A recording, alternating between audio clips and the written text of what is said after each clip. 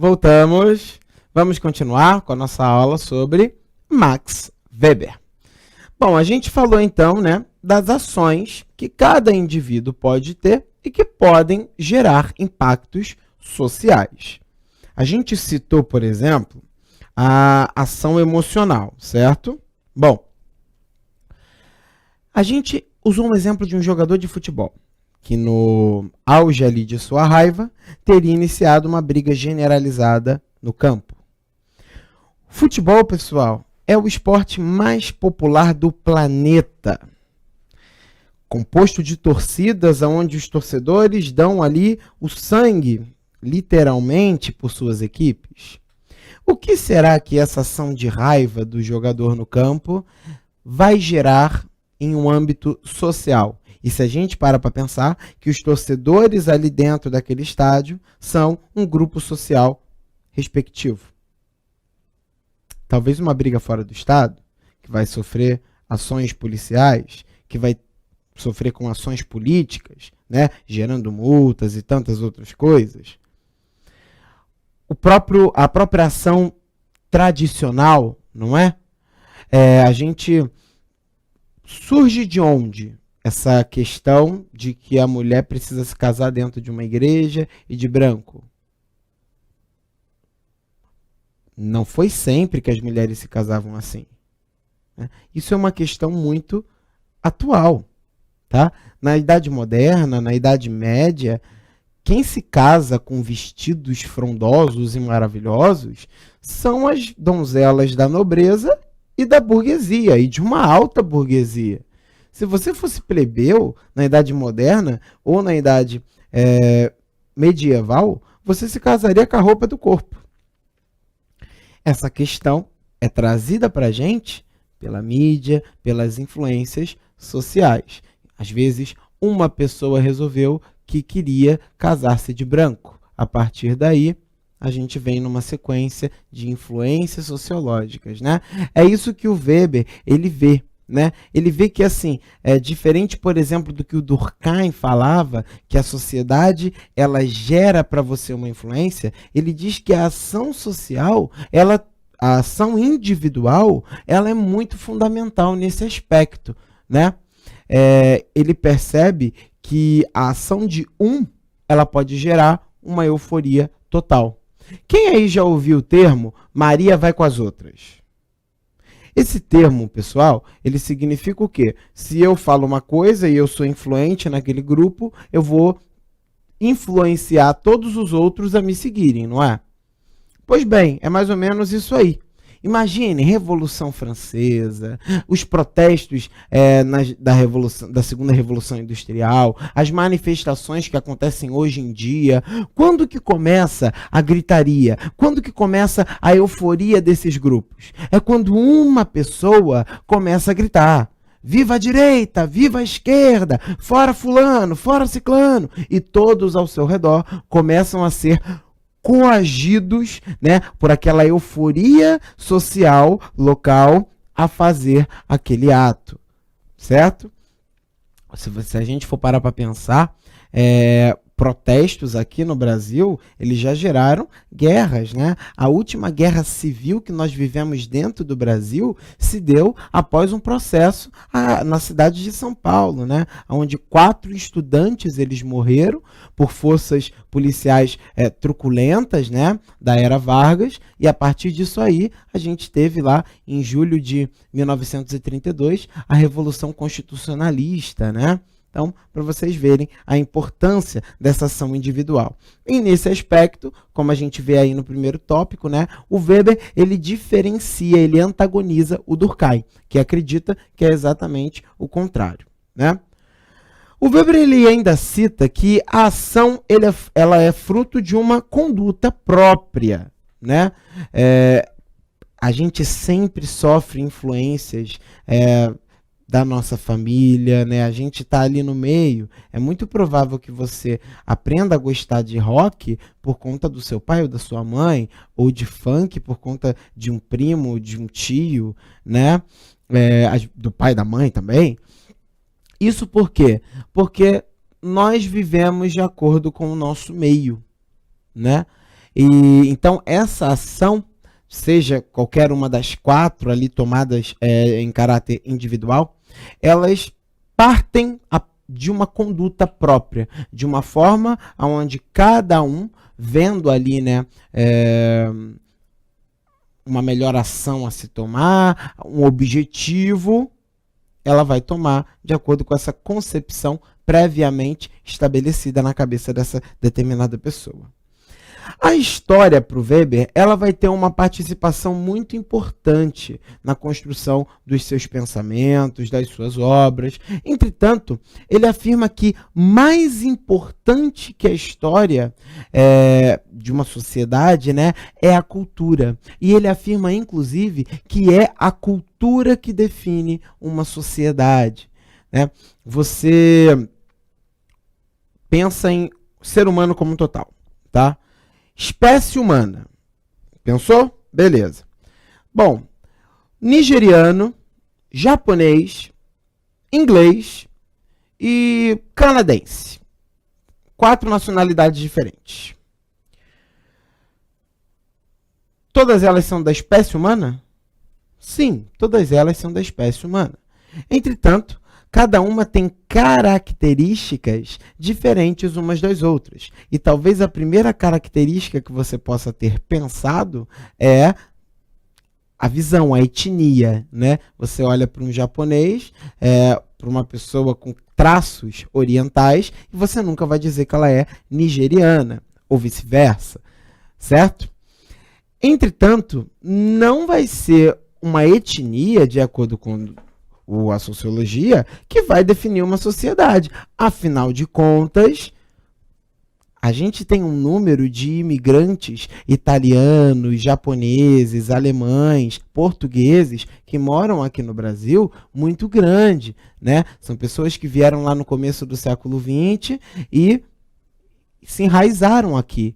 Então você pode olhar um japonês dentro da sociedade brasileira, e quando eu digo japonês, eu digo traços orientais, e você vai olhar e falar, é japonês.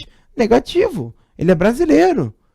Qual é o idioma que esse cara fala? O idioma predominante dele, o primeiro que ele aprendeu, foi o português. Como é a forma que ele se porta? Uma pessoa com traços orientais no Brasil anda de kimono de um lado para o outro? Se porta de acordo como a sociedade japonesa se porta? Óbvio, a gente tem a exceção aí dos mais antigos, né, que ainda carregam essa essência cultural. Eu mesmo, com 27 anos, se eu for me mudar para o Japão e ficar lá até o fim da minha vida, é muito provável que eu vá carregar a cultura brasileira até o fim da minha vida, né? Fazer um churrasco com pagode alto, bebendo cerveja até altas horas, e todos os japoneses ficando muito bravos comigo. Então o Weber, ele percebe que é a cultura o principal fator definidor de uma sociedade. E para você estipular isso aí, para você conseguir compreender isso aí, o Weber diz que você precisa usar uma chamada sociologia compreensiva, não é? Onde você vai pegar ali uma história social, você vai destrinchar as suas diferenças, suas peculiaridades, e dessa forma você vai acabar atingindo, né, uma compreensão geral. Vamos ler esse pequeno trecho escrito pelo próprio Max Weber, né, onde ele cita essas características, né, aí de importância da sua sociologia compreensiva. A ciência social que nós pretendemos praticar é a ciência da realidade.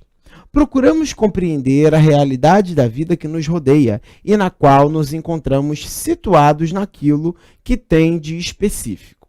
Por um lado, as conexões e a significação cultural das suas diversas manifestações na sua configuração atual, e por outro, as causas pelas quais se desenvolveu historicamente, assim e não de outro modo.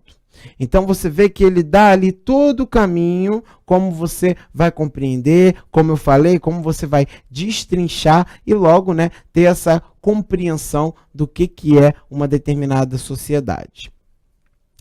Bom, O Weber ele diz que para atingir esse objetivo, né, esse ponto de estudo, o cientista ele precisa encontrar o chamado tipo ideal. O que seria esse tipo ideal? É que o Weber ele cita que quando um sociólogo, quando um cientista social em geral, ele pega um campo de estudo, ele necessita ter afinidade com aquele campo de estudo. Por quê? Caso contrário, talvez ele não tenha a dedicação ideal, talvez ele acabe colocando uma crítica não equivalente àquele tema de estudo, né? É a mesma coisa que você pega assim e pega um corintiano, novamente eu falando do futebol, né? Pega um corintiano e coloca ele para montar a história do São Paulo. Ele vai montar, é o trabalho dele, ele é um historiador, né, voltado em história do esporte, ele vai montar, mas será que ele vai ter a mesma realização do que ele teria caso abordasse a história do seu próprio clube, a história do Corinthians? Bom, esse tipo ideal ele vai ser mostrado ao mundo em uma das obras do Max Weber, né? A Ética Protestante e o Espírito do Capitalismo.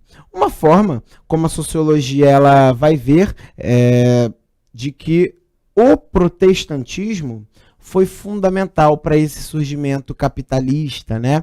O Weber ele vai usar muito a sociedade industrial para promover os seus campos de estudo, e ele vai afirmar nessa obra que o protestantismo, que as reformas protestantes lá do século XVI, elas foram fundamentais para a proliferação desse capitalismo. A gente vai ver isso aí com um pouquinho mais de ênfase lá no finalzinho da aula. Mas ele, em suma, assim, né, dentro do seu livro, ele aborda que o catolicismo, né, ele tinha características aí de desligamento financeiro por conta de que dinheiro é um aspecto mundano, né, e a religião protestante não. Ela diz que a dedicação ao trabalho, né, ela engrandece o homem. Dessa forma, o capitalismo ele necessitou que essa base protestante, aliás, se instalasse antes. Vocês podem perceber, né? Aonde foram os principais locais aonde essa revolução industrial ela pegou. Inglaterra foi o primeiro local. A Inglaterra ela fez a reforma anglicana, mas depois se apropriou do calvinismo, né, do puritanismo, acabou tendo conflitos civis que geraram lá o protetorado do Oliver Cromwell e por aí vai. França. A França ela tinha alicerces católicos muito fortes, né, até primórdios ali da Revolução Francesa. O número de huguenotes, calvinistas, protestantes franceses, era muito grande.